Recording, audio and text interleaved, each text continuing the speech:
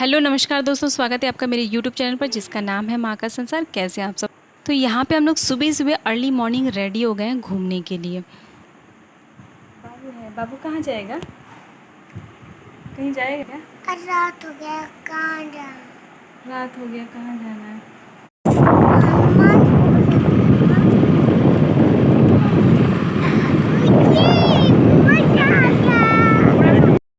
Actually Ashwin के पापा हमें सरप्राइजली कहीं घुमाने ले जा रहे थे। उन्होंने बस बोला था कि सुबह उठ के तुम लोग रेडी हो जाना, पर ये नहीं बताया था कि वो कहाँ लेकर जा रहे हैं। देख सकते हैं कि कितना अंधेरा है। मोस्टली इस टाइम तक सूर्य उदय हो जाता है, लेकिन उस दिन रात में बारिश हुई थी, उस वजह से थोड़ा लेट मतलब ऐसे बादल लगा हुआ था। मौसम देख के समझ में आ ही रहा होगा। और फिर हम लोग आगे बढ़े तो यहाँ पे देख सकते हैं, बिल्कुल यहाँ पे एकदम ग्रीनरी है। मौसम भी उस दिन बहुत ठंडा ठंडा सा था, अच्छा लग रहा था सुबह सुबह। और अश्विन तो बहुत ज़्यादा खुश था, अभी धीरे धीरे सूर्य उदय हो रहा था। तो ये मौसम मोस्टली इस टाइम तक हम घर में काम कर रहे होते तो पता नहीं चलता, बाहर हम इंजॉय नहीं कर पाते। तो इतने दिन बाद, इतने दिन मुझे लगता है कई साल बाद मैं ऐसे बाहर घूमने निकली थी सुबह सुबह। तो देखते हैं कितना अच्छा लग रहा है। तो और मैं आप लोगों को बता दूं, आगे जब हम गए तो अश्विन के पापा ने बताया, ये देखिए यहाँ पे ये यहाँ के फेमस कॉलेज है जो आप लोग देख सकते हैं, नायक चंद्रशेखर विश्वविद्यालय है। तो आप लोग चंद्रशेखर जी को देख के समझ ही गए होंगे कि वो ये स्वर्गीय चंद्रशेखर जी हैं जो हमारे देश के पूर्व प्रधानमंत्री, और वो बलिया के रहने वाले थे, मतलब बलिया के निवासी थे। अब यहाँ हम लोग आगे पहुँच गए हैं बलिया के फेमस सुरहा ताल में। तो ये बलिया के सुरहा ताल के बारे में मैंने बचपन से सुना था, लेकिन देखा कभी भी नहीं था। मैंने अपनी मम्मी के मुंह से भी बहुत ज़्यादा सुना था, लेकिन कभी आई नहीं थी। तो ये मेरा फर्स्ट टाइम था, अश्विन के पापा लेकर आए थे। तो स्पेशली मैं जितना मैंने सुना है इस ताल के बारे में, तो वो मैं आप लोगों को बताती हूँ कि ये जो बलिया का सुरहा ताल है, एक्चुअली बोला जाता है ये गंगा नदी द्वारा ही निर्मित है ये। और स्पेशली ये जो ताल है जाना जाता है यहाँ के स्थानीय पक्षी, जो यहाँ के लोकल पक्षी हैं उनकी वजह से, और स्पेशली जो प्रवासी पक्षी हैं जो माइग्रेट करके विदेशों से आते, वैरायटीज़ ऑफ बर्ड्स मिलेंगे, अलग अलग तरह के बर्ड्स, मतलब देख के मन खुश हो जाएगा।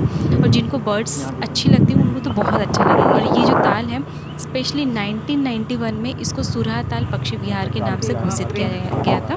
और इसमें सबसे बड़ा हाथ था हमारे स्वर्गीय प्रधानमंत्री चंद्रशेखर जी का। उन्होंने ही इसका नाम घोषित करवाया था सुरहा ताल पक्षी विहार। और अभी इस वक्त इसका जो औपचारिक नाम है वो है जयप्रकाश नारायण पक्षी विहार। तो अगर कभी आप लोगों को भी मौका मिले और आप लोग यहाँ के आसपास के रहने वाले हो तो इस यहाँ ज़रूर आइएगा और यहाँ का लुत्फ़ उठाइएगा। तो मैं भी आगे बढ़ती हूँ। हो विदेशी चिड़िया देखो। ये द एंड है क्या? आगे रास्ता बंद।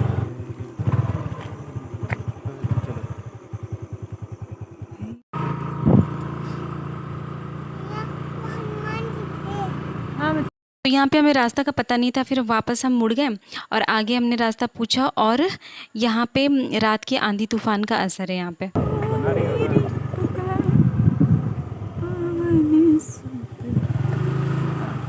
पेड़ कैसे गिरा होगा है।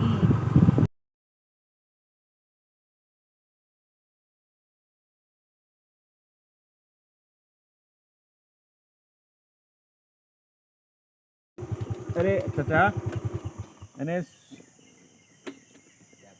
सुरहा ताल वाला क्षेत्र किधर से शुरू होता है? सुरहा ताल भैया यही है ना। अच्छा, यहाँ पे ऐसा कोई जगह नहीं है जहाँ पे जाके ताल ओल दिखे, ऐसा कुछ?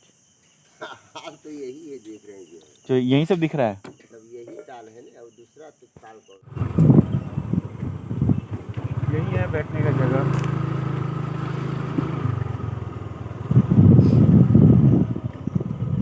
तो यहाँ पे इस टाइम उसके ऊपर चल सकते हैं क्या, वो वाला? जाने लगे हैं।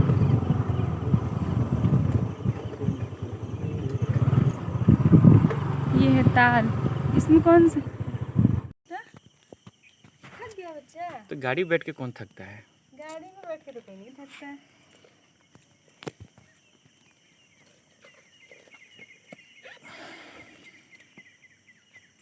अश्विन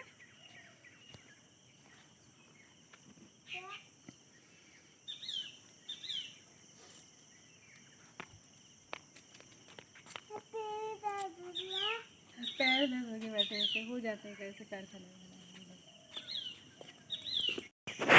तो देखिए यहाँ पे ये बोर्ड लगा हुआ है, इसमें बताया कि कौन कौन से पक्षी यहाँ पे रहती हैं।